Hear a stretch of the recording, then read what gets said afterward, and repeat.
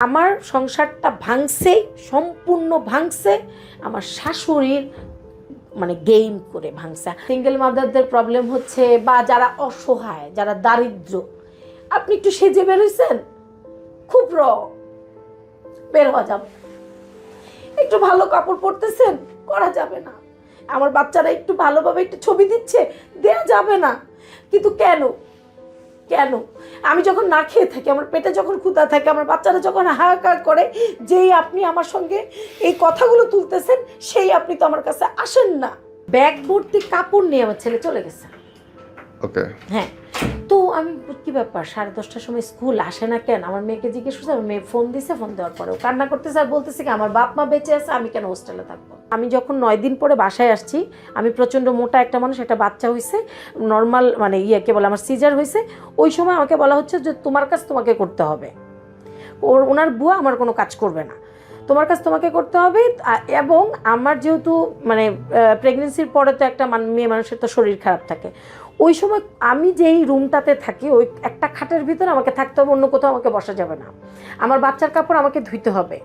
এবং গ্রামগঞ্জের একটা প্রথা আছে, মুরব্বীদের একটা প্রথা আছে যে 5 দিন 7 দিনের সময় মেয়ের যে ছুটি ওই নাম রাখে, ওই দিন বাচ্চাকে সারা রাত কোলে রাখতে হয়। উনি ওনার ছেলেকে বলল তুই ঘুমা যা, উনি চলে গেল। এবং উনি আমার বাচ্চার মাথার নিচে 2টা বই দিয়ে বলল, দেখেন মাত্র 6-7 দিনের বাচ্চা, মাথার নিচে বই দিয়ে বলল এমনিতেও তো লেখাপড়া হবে না, তারপরে দিয়ে রাখলাম। বললো তোমার তো ভাত দিবেই, একটু ভাত ওর মেয়েটার জন্য নিয়ে এসো। হ্যাঁ, অল্প একটু ভাত বাটিতে করে নিয়ে এসো। সে খাইছে, খেয়ে তো তোর যেহেতু খাওয়া শেষ, তোর 1000 টাকা দিতে তাড়াতাড়ি চলে আয়, আমরা যেহেতু না খেয়ে আসি।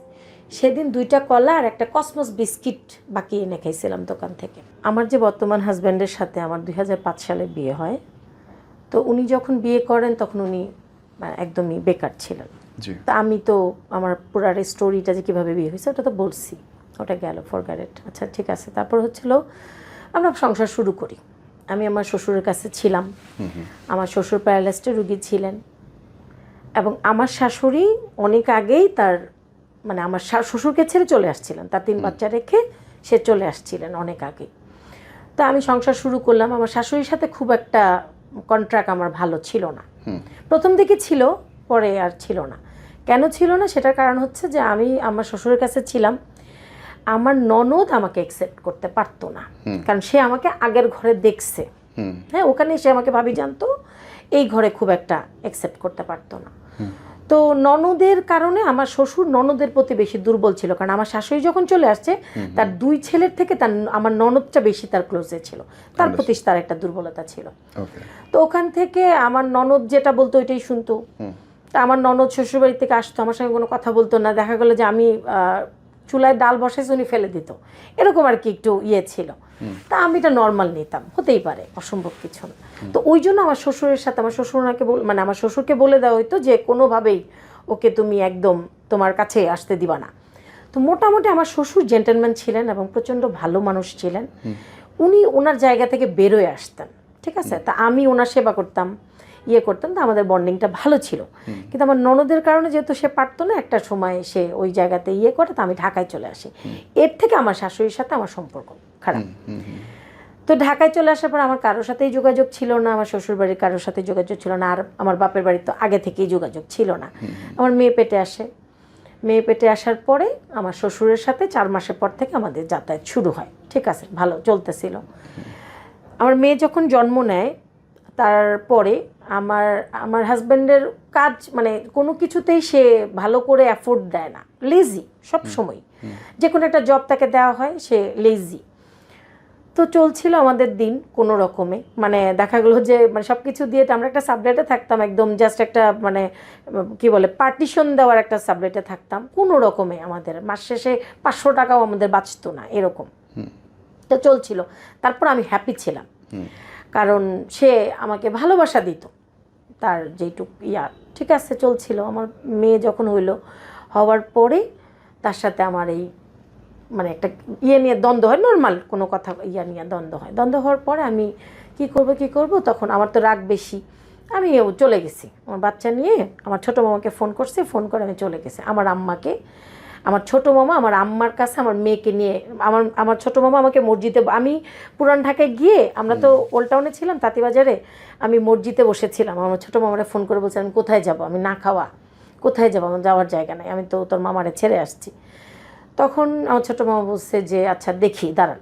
তো আমার ছোটো মামা বলে কি ওই মসজিদের সামনে আপনি বসেন, সিঁড়িতে বসেন, আমি আসতেছি। আমার মেয়েকে নিয়ে আমার আম্মার কাছে দিল, দিয়ে বললো যে এখন এই যে আপনার মেয়ের নাতি, হ্যাঁ এখন আপনি বাইর করে দেন, ওরে রাখেন, সে জাহান্নামে যাক, ওর খাওয়ার ব্যবস্থা করেন।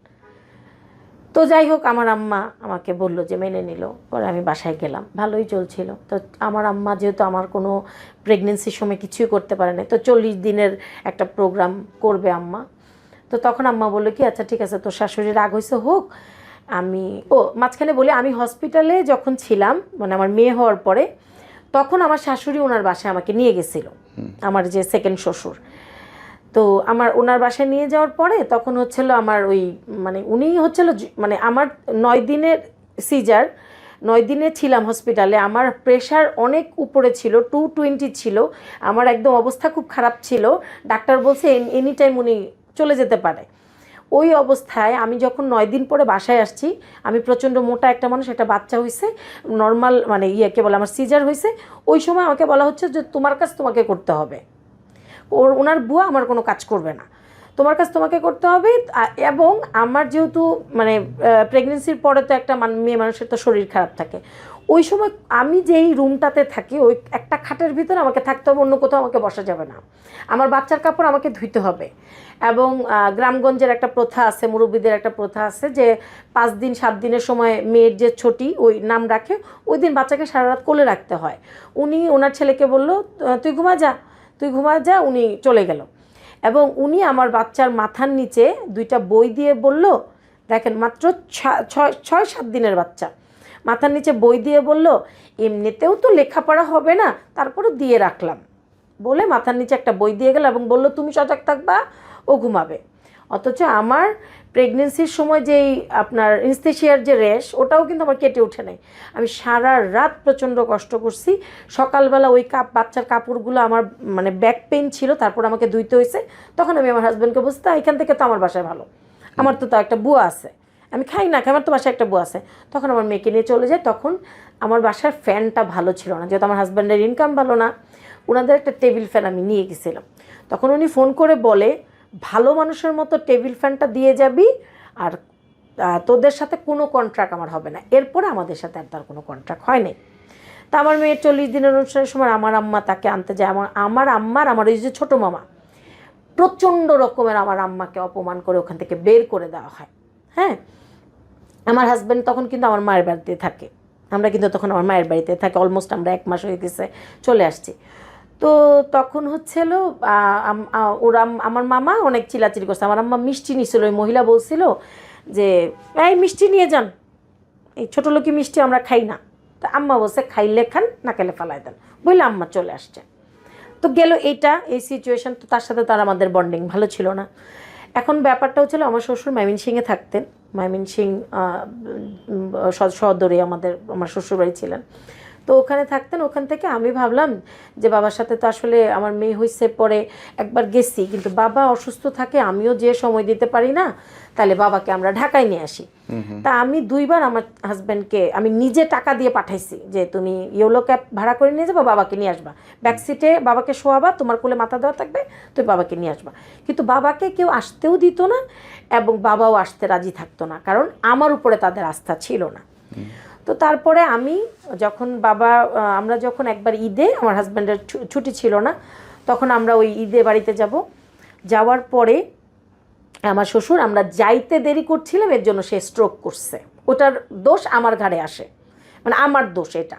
তা আমরা ওখানে থাকার পরে আমার শ্বশুর যাইতে লেট হলে স্ট্রোক কেমনে করে, মানে টেনশন, আমি কি আসবো নাকি, মানে আমার নাতি আসবে নাকি। আমরা ঈদের দিন মানে চাঁদ রাতের দিন পর্যন্ত সে অপেক্ষা করে, তারপরে হচ্ছিল। যাই হোক, তো আমরা যাওয়ার পরে ওইটার দোষ আমার আসে। আমি কি করি যে ওখানে বাবা তো একদম পুরা হাত পা 4th বার স্ট্রোক, তো বাবার অবস্থা খুব খারাপ। তো আমি যে বাবাকে সবার হাতে পায়ে ধরি। এই স্টোরিগুলো কিন্তু আমার লাইফের পার্ট না, কিন্তু তারপর আমি বলতেছি কারণ হচ্ছে এই যে বর্তমান যারা আছে, তাদের মানে তারা যে কী করছে আমার সঙ্গে ওটা বলার জন্য আমি এটা বলতেছি। তা আমি যাওয়ার পর আমি সবার পায়ে ধরি, যারা আমার শ্বশুরের রেসপন্সিবিলিটি নিত, আমার মামা শ্বশুরের সাইডের লোকজন, ওনাদেরকে এবং আমার বিশেষ করে আমার দেবরকে, আমার দেবর মানে না আমার মানে চাচাতো মামাতো এদের জাতিরকে ধরে ফাইনালি রাজি করানো হয়। তা আমি নিয়ে আসি ঢাকাতে আমার বাসায়। উনি 2 মাস স্টে করছিলেন। উনি যখন আমার বাসায় আসেন তখন উনি শুধু ওনার চোখ এদিক ওদিক করতে পারতো, মুখ দিয়ে বলতেও পারতো না যে আমার এটা দরকার। হ্যাঁ, তাকে শিশি থেকে শুরু করে সব কিছু আমাকে বেডে করাইতে হয়েছে। ইভেন একটা অসুস্থ রুগী মানে বয়স্ক একটা লোক 7 থেকে 8 বার তার রাতের শিশি লাগতো। হ্যাঁ, এবং সে যেন ভেজা জায়গায় না থাকে। এবং আমি সবসময় মাথায় রাখতাম যে আমাকে 100 ওভার করতে হবে, যেহেতু আমি তাকে আমার রেসপন্সিবিলিটি নিয়ে আসছি। তো করতাম, ভালোই ছিল। আমার শ্বশুর আমার সেবায় এমন অবস্থা হয়েছে উনি কিন্তু উঠে দাঁড়াইছে, অথচ ডাক্তার একদিন রাতের বেলা বলে দিছিল যে আজকে রাতের পরে সে যাবে না। এটা হ্যাঁ, তার পরের দিনই কিন্তু আমরা ঢাকায় নিয়ে আসছি। এবং আমি ঢাকায় আনছি এটা বলে যে তোমাদের এখানকার তো কোনো কিছু আমি চিনি না, এক ময়মনসিংহের মেডিকেল কলেজ, আর তো কোথাও যাওয়া যায় না, আর আমাদের ওখানে তো কত হসপিটাল আছে, একটা ফোন করলেও তো ডাক্তার চলে আসবে। আমি ওই জন্য কিন্তু নিয়ে আসছি। আমার মেয়ে ছোট, আমার শ্বশুর। আচ্ছা, তো আমার শ্বশুর আমার কাছে ছিলেন, তখন তারা বলছে এটা দিবে, ওটা দিবে, বুয়া দিবে, এই করবে, সেই করবে, খরচ পাঠায় দিবে। কিন্তু কোনো কিছুর জন্যই আমি তাকে আনি নাই। আমি তাকে ভালোবাসছি এবং আমার এটা মনে হয়েছে যে আমার শ্বশুর আমার কর্তব্য, আমি এর জন্য নিয়ে আসছি। অবশ্যই। তো আনার পরে আমার শ্বশুর বিছানায় মানে আমার দেবর, ননদ বা আমার হাজবেন্ড কেউ একবেলা বলতে পারবে না যে ওনাকে শিশি করাইছে। হ্যাঁ, দেখা গেলো যে আসছে বাবা হাক্কা করবে, ভাবি বাবা মেয়ে ছেলে থাকতো ভাবি, হ্যাঁ হ্যাঁ ভাবি একদম সরে যাইতো, এরকম ছিল। তা আমি এটাকে কখনো ইয়ে নিতাম না, এবং আমার শ্বশুরকে আমি কখনো একটা পুরুষ এটা দেখতাম না। হ্যাঁ, বাবা বলতো কি, একদিন বাবা মানে কাপড় নষ্ট করে ফেলছে, তা আমি যখন ওনাকে ক্লিন করতেছি তখন বাবা বলতেছে, মানে বললাম না হি ইজ এ জেন্টলম্যান, মানে তার আত্মসম্মান, তার ইয়েটা অন্যরকম। তা বাবা বলতেছে মানে উপর দিকে তাকায় বলতেছে, হাই রে আমার ইজ্জত। আমি বলছি কি আপনি এভাবে ধরেন কেন? আমি আপনার মেয়ের মতো আর আপনি আমার সন্তানের মতো, আমার কিম আর আমার মানে শাহজাহান সাহেব আমার সন্তান, আমি তো আপনাকে সন্তানের মতো পরিষ্কার করি, আমার এটা নিয়ে কোনো মাথা ব্যথা নেই। তো বাবাকে আমি এমন সেবা করছি, এবং আমার বাসায় বাজার থাকতো না, খাওয়ার ফ্রিজ ছিল না, খাওয়ানোর কিছু ছিল না। আমি কি করতাম, সকালবেলা একটু চাল একটু অল্প একটু মুসুরের ডালের পানি বানায় রাখতাম, এবং লাল শাকের পানি, এটা কারণ আমার তো বেশি কিছু খাওয়ানোর না। তা আমি ওটা কি 10 মিনিট পর খাওয়াইতাম, জোর করে খাওয়াইতাম, একটু খাওয়াইতাম, বলতাম কি আপনাকে খালি পেটে রাখা যাবে না। এবং লাস্টে কিন্তু সে উঠে দাঁড়াইছে, হেঁটে হাঁটতো, বসে নামাজ পড়ছে। হ্যাঁ, সে কিন্তু বিছানায় শিশি করতো না, কিন্তু একটা জিনিস করতো, সে বাথরুমে যে হাঁকা করতে চাইতো না, তার প্রেশার দিতে হয়, বলতো আমাকে এখানেই দাও, যেহেতু কমোড ছিল না। এটা গেল একটা ঘটনা। আমার শ্বশুর হঠাৎ করেই মারা গেল। তার ঠিক আগে আমি প্রেগনেন্ট, আমার বড় ছেলে যেটা আর কি, মেজো সন্তান, বড় ছেলে প্রেগনেন্ট। তো আমি তো মানে ইয়ে করবো না, মানে বাচ্চা তো আমার হাজব্যান্ড রাখবে না। আমি কিন্তু এই কথাটা গত স্টোরিতেও বলেছি, আমিও রাখবো না, কারণ আমাদের অ্যাফোর্ড করতে প্রবলেম হয়। আবার আমার শ্বশুর আছে, এখন যদি আমার শ্বশুরকে কিছু করতে না পারি, আমি অসুস্থ হয়ে যাই, তাহলে সবার কথা শুনতে হবে, এগুলা চিন্তা ছিল। কিন্তু বাবা বলে যে আমি আসবো, এটা বলার 10 দিনের মাথায় আমার বাবা শ্বশুর মারা যায়। ঠিক আছে, আর যেদিন মারা যায় ওই দিনের স্টোরিটা বলি। উনি জানতেন যে ছেলে হচ্ছে না, উনি একাই বলছে আমার ননাসকে, সে বলছে আঞ্জু, আমার ননাসও মারা গেছে বর্তমানে, আঞ্জু ঝুমাকে বললো বাচ্চাটাকে কিছু করতে না, আমি আসবো, আমি যখন বাচ্চাটাকে ফেলে দিব। কি সুন্দর কথা। তো আমি তখন তারপরেও কিন্তু আমি ডাক্তার দেখাইছি, মানে অনেক সময় আমার হ্যাঁ, এবং আমার শ্বশুর কিন্তু আমি কিন্তু তারপরেও ডাক্তার দেখাইছি। তো এর মধ্যে বাবা আমাকে যে মেনে নেয় নাই, ওই যে আমি ময়মনসিংহ থেকে চলে আসছিলাম, ওই জন্য বাবাকে করতে আমি সবসময় বলতাম, বাবা কোরবানি ঈদ আসছে, বাবা খুব আফসোস করতো কেন আমি ময়মনসিংহ যেতে পারবো না। ময়মনসিংহ যেতে চান কেন? আমি আপনাকে ঠিক মতো করতে পারতেছি না, কেন ময়মনসিংহ যেতে চান? বাবা বলতে কি, আরে পাগলি, ময়মনসিংহ আমার জন্ম, ময়মনসিংহ আমার সব, আমি ময়মনসিংহ যাবো না? তা আমি বলছি না, আপনি যখন যেতে চান আমার খুব কষ্ট হয়, আমার মনে হয় কি আমি ঠিক মতো অ্যাফোর্ড করতে পারতেছি না, এরকম। ওনার সাথে আমার খুব ভালো সম্পর্ক ছিল। তো বাবা একদিন অনেক শ্বাসকষ্ট উঠতেছিল, আমি অস্থির হয়ে গেছিলাম, আমার মোবাইলে টাকা ছিল না, ওইটা বাবা দেখছে, আমি ইনহেলার দিচ্ছি কিন্তু তারপরেও তার কাজ হচ্ছিল না। তো তখন অনেকক্ষণ আমি যে কান্না করতেছিলাম, কী করব।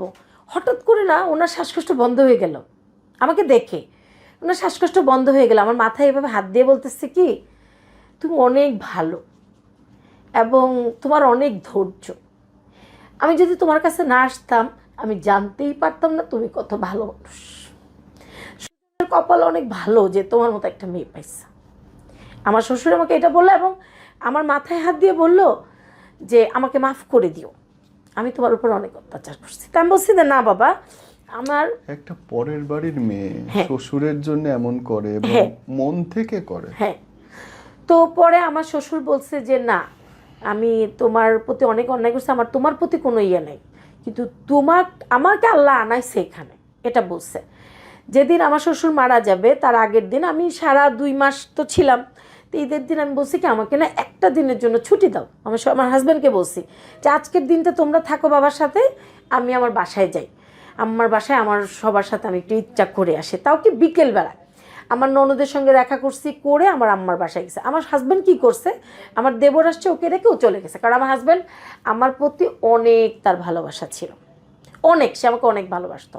আমার মানে উপস্থিতি নাই এটা সে মানতে পারতো না, সে চলে গেছে। যাই বলতেছি কি, আমি বলছি তুমি আসছো, বাবার কী হবে, বলছে রুমই আছে, সমস্যা নাই, আমি থাকি তোমার সাথে, একটু তোমার সাথে বসে থাকলেও আমার ভালো লাগে। মানে সেই ননদের বাসা শাহজাহানপুর, ওখানে গেছে, ওখান থেকে আমাদেরকে পুরান ঢাকায় রেখে তারপরে।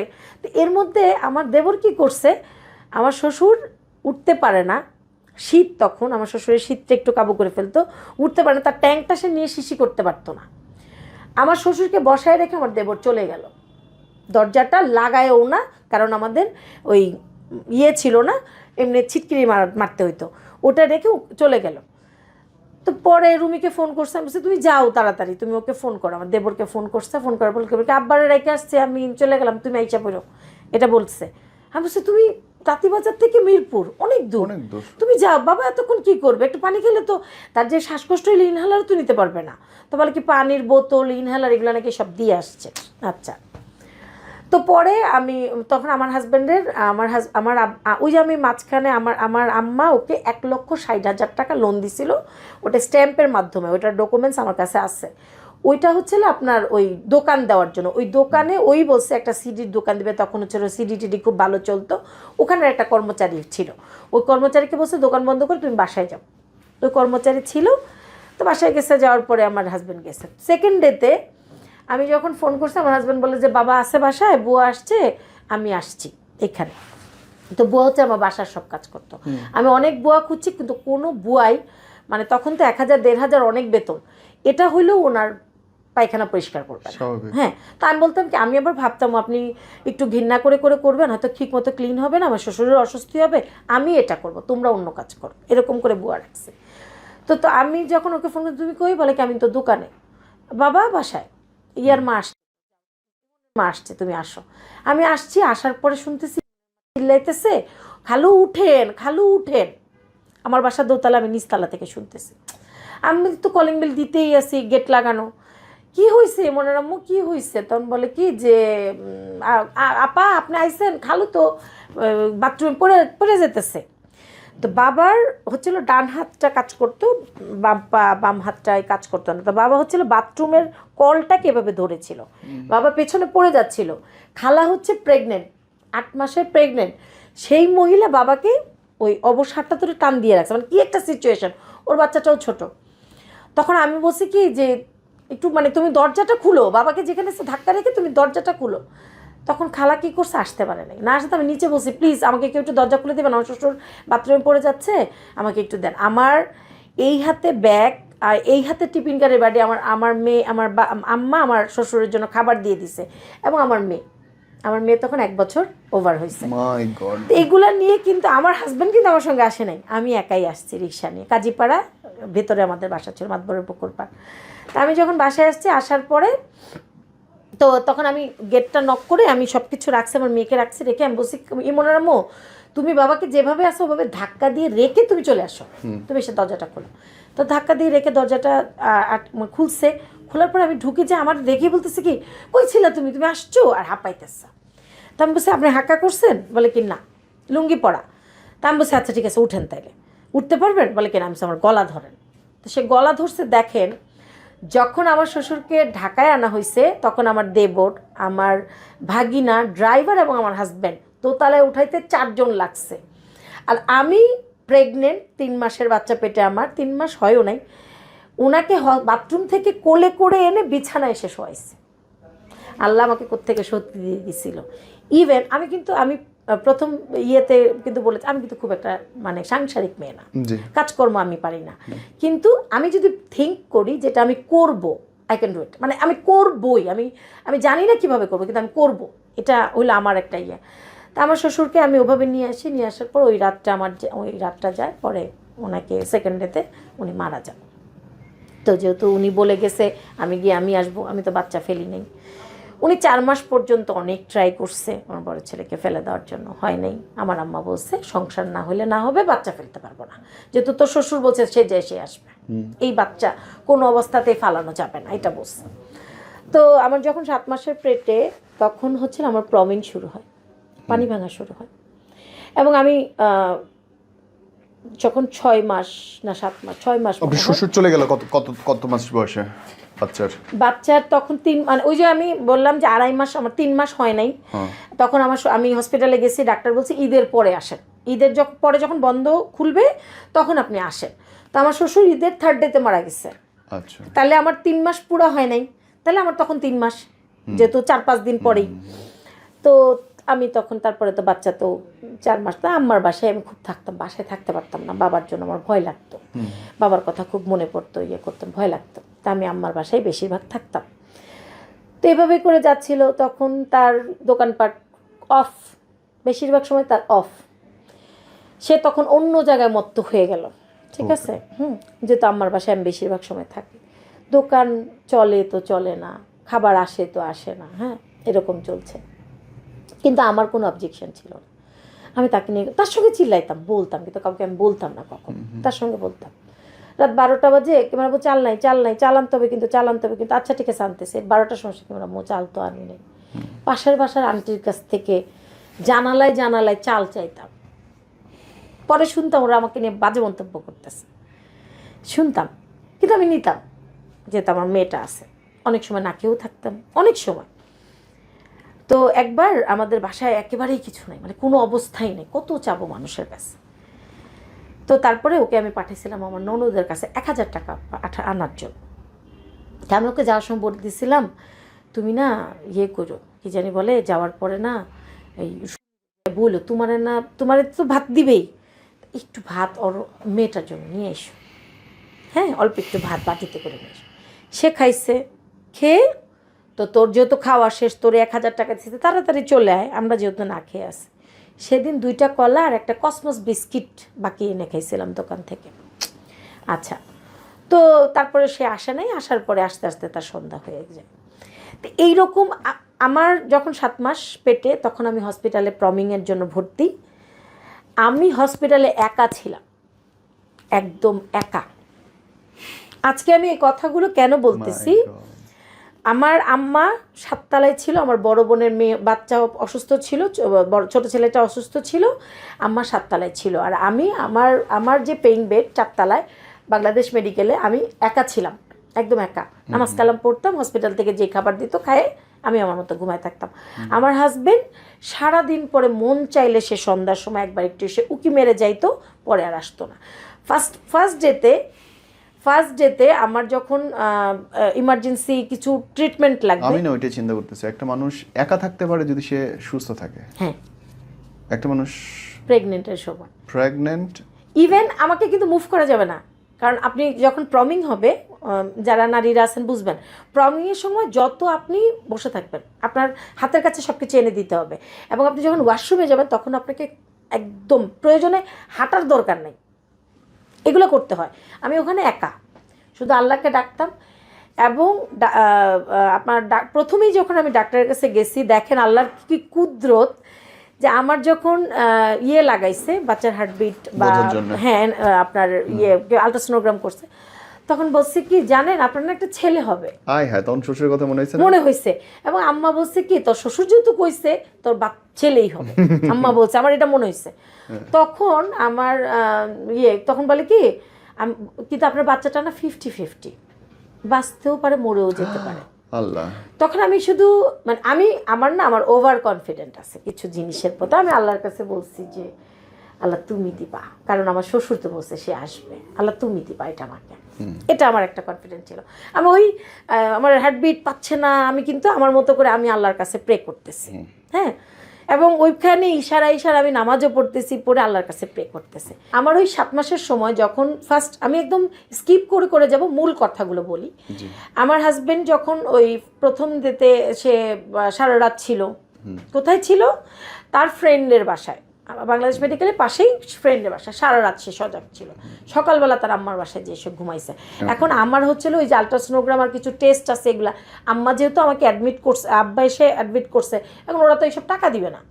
তা আমি ওনাকে ফোন দিচ্ছি, উনি ফোন ধরেই না। তখন আমি আমার শাশুড়িকে ফোন করলাম।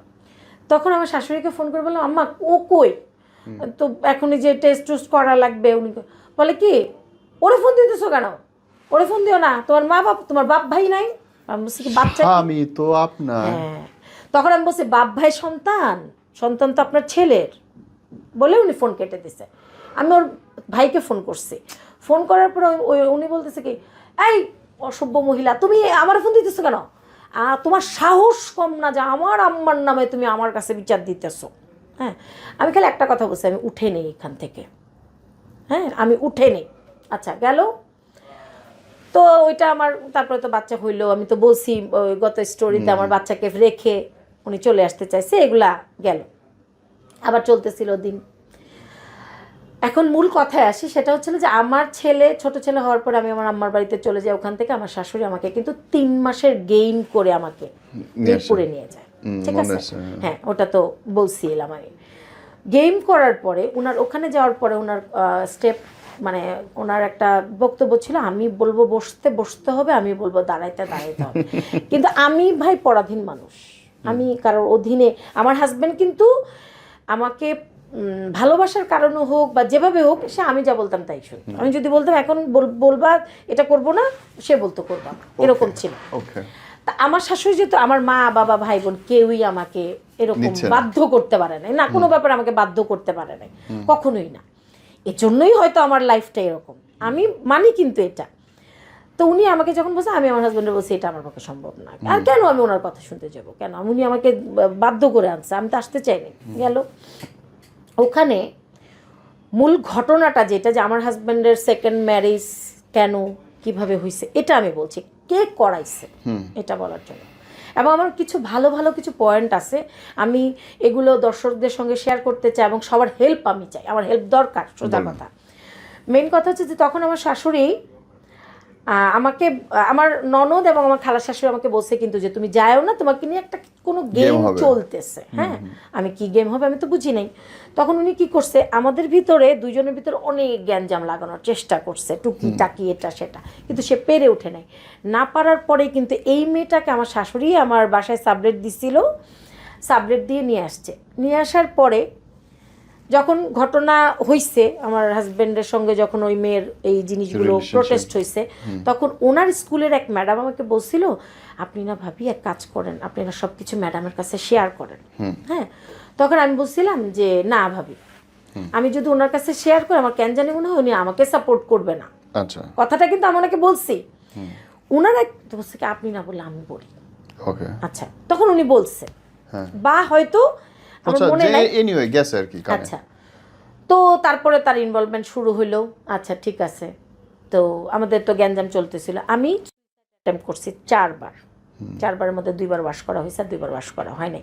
ওর মধ্যে আমাকে মারা হয়েছে। মাঝখানের বলি, আমার হাজব্যান্ডকে যখন নিয়ে যায় তখন আমার কি কারণে যেন উনি বা কেউ হয়তো, আমার পা ভেঙে গেছিল, পায়ের আঙুলটা নষ্ট হয়ে গেছিল। আমার ছেলেকে কুকুর কামড় দিছিল, আমার বড় ছেলেকে। এই কথাটা আমার ছেলে আমাকে বলে নাই। তা আমরা যখন ইফতার করতেছি, হ্যাঁ অনেক দিন হয়ে গেছে, তাও 8-10 দিন হয়ে গেছে। তো আমরা যখন খেতে বসছি তখন আমার এক ভাই আছে, ওই বলতেছে কি আপু আপনি কি জানেন অক্ষরের যে কুকুর কামড় দিছে? আমি বলছি না জানি না তো। তখন বলে কি যে ইয়ে করছে কি জানি অক্ষরকে, তো আমি দেখি তো, দেখলাম এখানে 3টা দাগ। তখন কোথায় নিয়ে যাবো আমি তো জানি না। তো একজন আমাকে বললো যে এটা তো আপনি এখানে অ্যাফোর্ড করতে পারবেন না, ওই যে আপনি মহাখালীতে 7 তারা নাকি যেন আছে, ওখানে নিয়ে যান।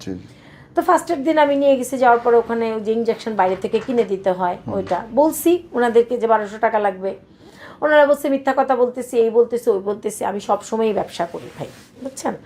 তা গেল, তা আমি বলতাম কি তুমি নিয়ে যাও। হ্যাঁ, যখন ওর 3rd ইঞ্জেকশনের টাইম ছিল তখন আমার পা ব্যথা ছিল এবং আমি একদম এরকম, এবং আমার প্রচুর প্রেশার ছিল, ওই যে 220। হ্যাঁ। তো তখন হচ্ছে কি আমার ছেলেকে যে আমি নিয়ে যাবো এটা আমার পক্ষে সম্ভব ছিল না, এবং বারে বারে আমার ছেলে বলতেছিল মা, মানে ওই যে ওর ভিতরে ভয় ঢুকে গেছে, মা আমাকে তো ইঞ্জেকশন দিতে নিতে হবে, মা আমাকে তো ইঞ্জেকশন দিতে নিতে হবে। তখন আমি ওনাকে ফোন করে বলছিলাম প্লিজ একটু আমার বাচ্চাদেরকে একটু ইঞ্জেকশন দিয়ে নিয়ে আসবা। সে দিবে না। কেন দিবে না? সে যাবে না। আচ্ছা, রিজন তো থাকে। আচ্ছা, আমি গেছি, গেল। তারপরে একদিন আমি খুব অসুস্থ, প্রেশার, আমি সেন্সলেস। আমার মেয়ে ফোন করে, আমার মেয়ে আমাকে বলছে কথাটা, আমার মেয়ে ফোন করে ওর বাবাকে বলছে, বাবা বলে কি মাথায় পানি দাও, এটা করো ওটা করো। তখন বলছি কি আচ্ছা থাক মা, আমার মতো থাক, বাবা আমাদের না অনেক ক্ষুধা লাগছে, আমাদেরকে একটু খাবার দিয়ে যাবা। হ্যাঁ, তো তখন আমার ফোনে রেকর্ড হইতো, তখন আমি রেকর্ডিংটা শুনছি। তখন সে বলছে কি যে কেন তোমার আমার কিছু করে নাই, বলে কি না, ঠিক আছে তুমি ভাত বসাও। আমার মেয়ে তখন ক্লাস 4-এ পড়ে। ও ভাত বসাবে করতে? হ্যাঁ, তুমি ভাত বসাও, ভাত বসায় ডিম ভাজো। তো বলে কি আমি তো পারি না। বলে কি পারো? আমি কিন্তু রেকর্ডিং গুলো শুনছি। আচ্ছা, তা আমার মেয়ে গেল ওই দিন রাতের বেলা না খাওয়া, ঠিক আছে। তো কিছু মনে পচা আম ছিল, ওগুলো আমার বাচ্চারা খাইছে। তো এই যে জিনিসগুলো, আচ্ছা আমি এগুলা বাদ দিয়ে দিই, যে আমার সংসারটা ভাঙছে, সম্পূর্ণ ভাঙছে আমার শাশুড়ির মানে গেম করে ভাঙছে, হাতে ধরে ভাঙছে। একটা রিজন, একটা তো আমরা বুঝলাম যখন আপনাকে নিয়ে গেল গেম করে। হ্যাঁ, আমি পরবর্তীতে ওই মেয়ের মেসেজ, এবং আমার যে সেকেন্ড শ্বশুর উনি কিন্তু হঠাৎ করে আমাকে, আমি যখন আমার বাবার বাড়িতে চলে যাই, আমার হাজব্যান্ড বাসা আলাদা করে নেয়, আমার শাশুড়ি ওই বাসাটা নিয়ে দিছে। মাঝখানে আরেকটা ঘটনা আমি বলি, সেটা হচ্ছিল যে ওনারা, আমি একটা ইন্টারভিউ দিতে যাব, তখন আমার জামাইয়ের সাথে আমার চ্যাটিং হয়। তখন বলে কি কই যান, হ্যাঁ তা আমি বলছি যে আমি বাসায় গেছি, যে কি যেন আমার একটা দরকার ছিল, আমি ওটা নিচ্ছি। নিয়ে বলে কি কই যাও, আমি বলছি ইন্টারভিউ দিতে যাই। তো সে ঘুমাইতেছে, 1টা না 1:30 বাজে। তো আমি যখন যাইতে তখন মেসেজে কথা হচ্ছে, বলে কি তুমি, আমি বলছি তুমি তোমার বউ নিয়ে শান্তিতে থাকো। তখন সে মেসেজে লিখছে তুমিও তো আমার বউ, আসো তোমার ইন্টারভিউ যাইতে হবে না, যখন ছেলেরা ডিস্টার্ব করবে তখন বুঝবা। এটা বলাতে না আমি গলে গেছি। হ্যাঁ, আমি ওভারব্রিজের উপরে নেমে গেছি। কোথায় শুনবেন? আপনার হচ্ছিল ওই যে উত্তরাতে যাওয়ার যে ওভারব্রিজ, কালশি থেকে ইসিবি চত্বর থেকে, ওখানে আমি নেমে গেছি। নেমে গিয়ে আমি কই যাব, আমি আমার জামাই বলছে আমার যাইতে, আমি কতটুকু মানে অ্যাবনর্মাল, আমি চলে গেছি। চলে যাওয়ার পরে উনি ওখানে গেলাম রাতের বেলা ওনার সাথে, আমার বলে কি তুমি থাকো, আমি বলছি না থাকবো না, আমাদেরকে তার বলে আসি না, আর আমার ভাই চায় না আমি ওখানে যাই। আমি বলছি না চলে যাই, তুমি যাই নিয়ে এসো আমাকে। আমি চলে গেছি, তো রাতের বেলা ওনাকে মেসেজটা শুনি নাই, আমার জামাই তো রাতে ঘুমায় না, করছি চলে গেছি খিল খেতে, যে ওই রাস্তার যে ইয়েটা পার হয়ে ওনার ইয়েকে, ওই ওর যে মামার নাম্বার, ওই নাম্বারটা আবার ওর যে সৎমা, ওই মায়ের থেকে আমি কালেক্ট করছি, রূপের সৎমা, ওই মায়ের থেকে আমি কালেক্ট করছি, করে ওই মামাকে ফোন দিছি। আমি বলছি কি আপনার তো ইয়ে আছে, আমি তো জানি ওনার সিএনজির একটা কেস আছে। আমি বলতে আপনার তো একটা কেস আছে তাই না, 1 বছর 1.5 বছর আগে আপনি একটা অ্যাক্সিডেন্ট করছিলেন, ওটার একটা নোটিশ আসছে আপনার, হ্যাঁ তো আপনি কোথায়, এটা তো আপনার বাসায় পৌঁছাতে হবে। তো বলে কি আপা আমি তো গাড়ি চালাইতেছি, আপনি আমার বাসায় যান। কোথায় কীভাবে যাব? এভাবে যান। আমি গেছি, যাওয়ার পর ওই মহিলাকে যেয়ে বলছি আমি কোর্ট থেকে আসি না, আমি এমন একজন, কিন্তু আমার বাবা কোর্টে চাকরি করে, তখন তো আমার আব্বু কোর্টে চাকরি করেই। তো উনি আমাকে ওই বাসায় নিয়ে গেছে, প্যাঁচ পোচ।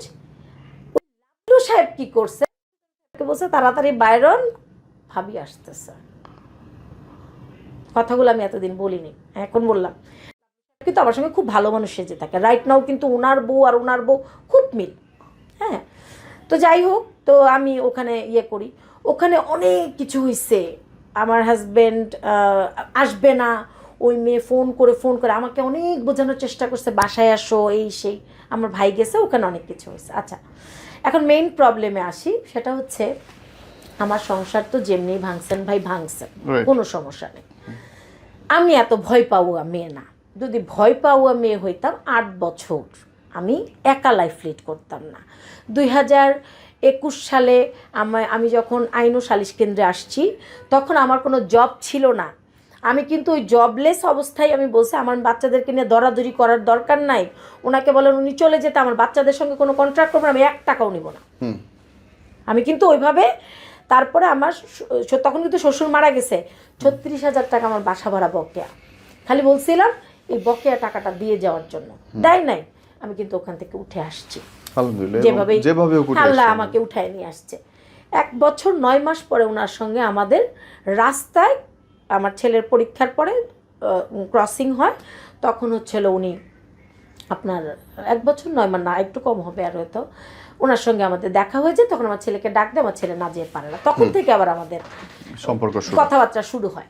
তারপরে 2023 সালে আপনার ডিসেম্বর থেকে সে আমাদেরকে টাকা পয়সা দেওয়া শুরু করে। এর আগে কোনো টাকাই সে দিত না, কোনো খরচ কিচ্ছু না। এর মধ্যে আমাকে নিয়ে বাজে মন্তব্য করার লোকের অভাব নাই, ঠিক আছে? হ্যাঁ, না ভাইয়া, সিঙ্গেল মাদারদের প্রবলেম কি জানেন?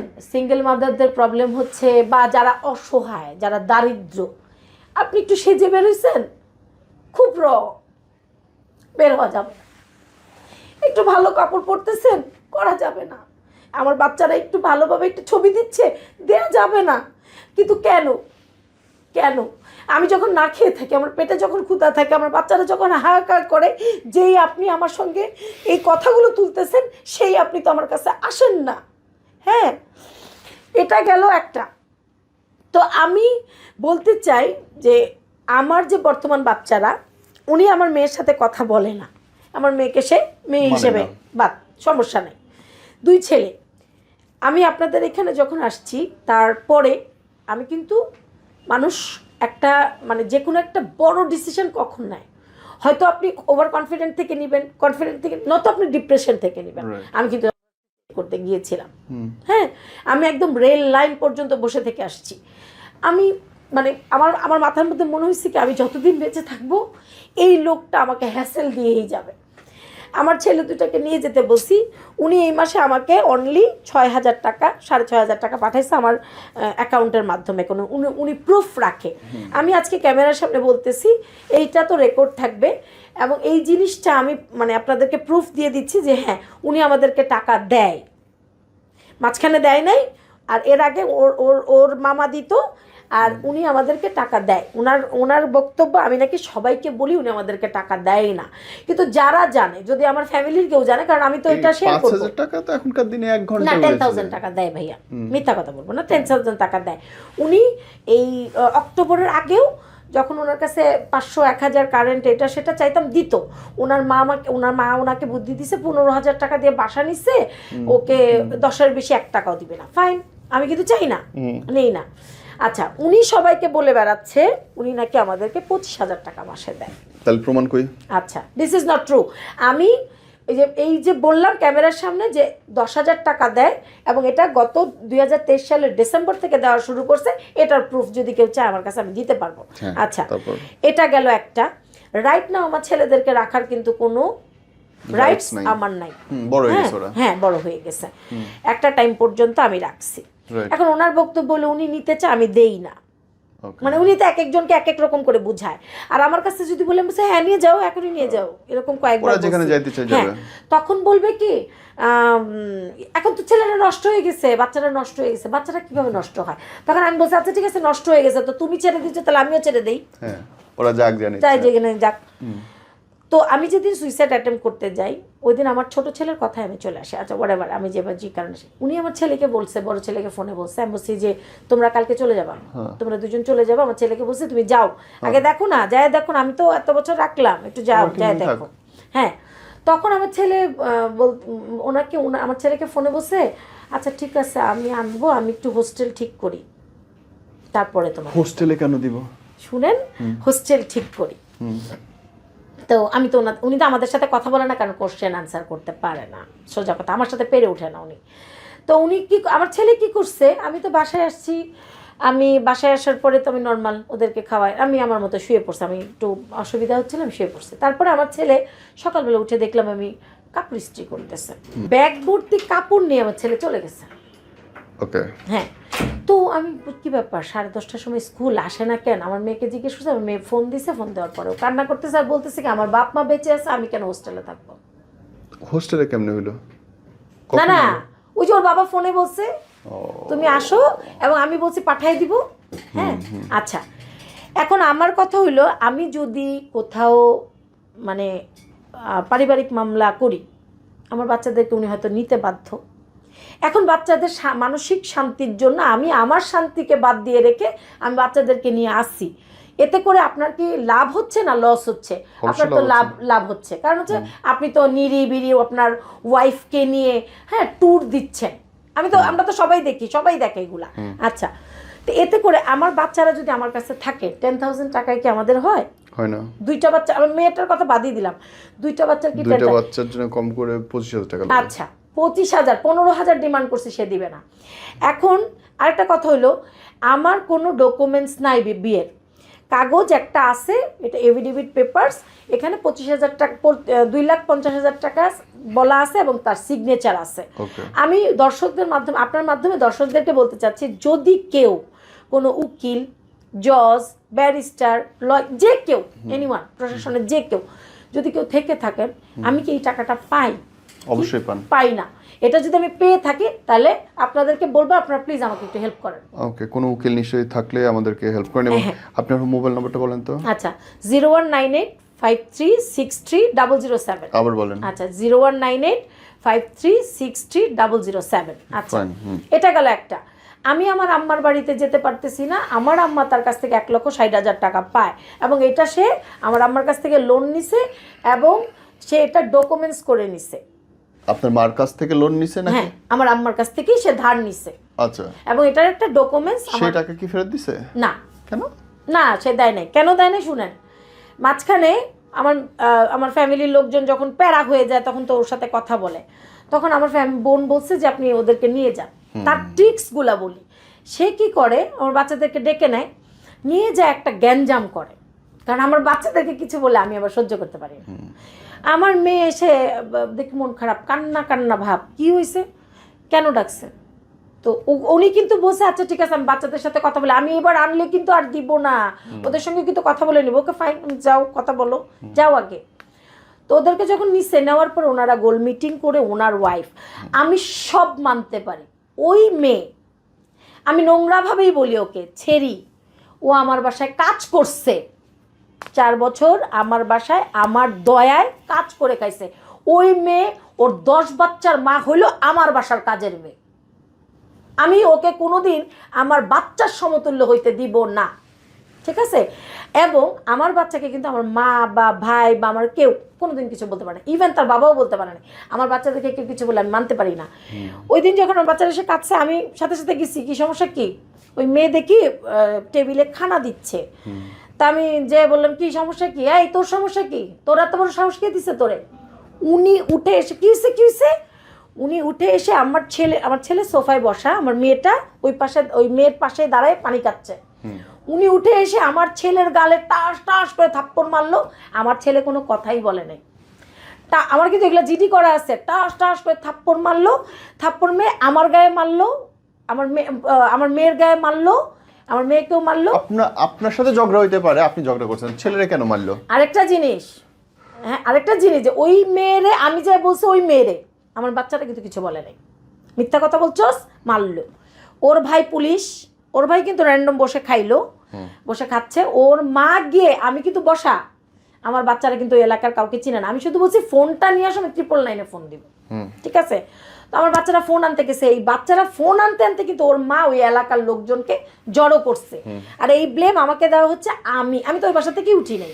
আচ্ছা, ওই এলাকার লোকজন যখন কথা হয়েছে তখন উনি বলছে আমার যে ওই 1,60,000 টাকা উনি যে 4 বছর আমাদেরকে রাখছে, উনি নাকি উল্টা আমাদের কাছে আরো 2 লাখ টাকার মতন পায়।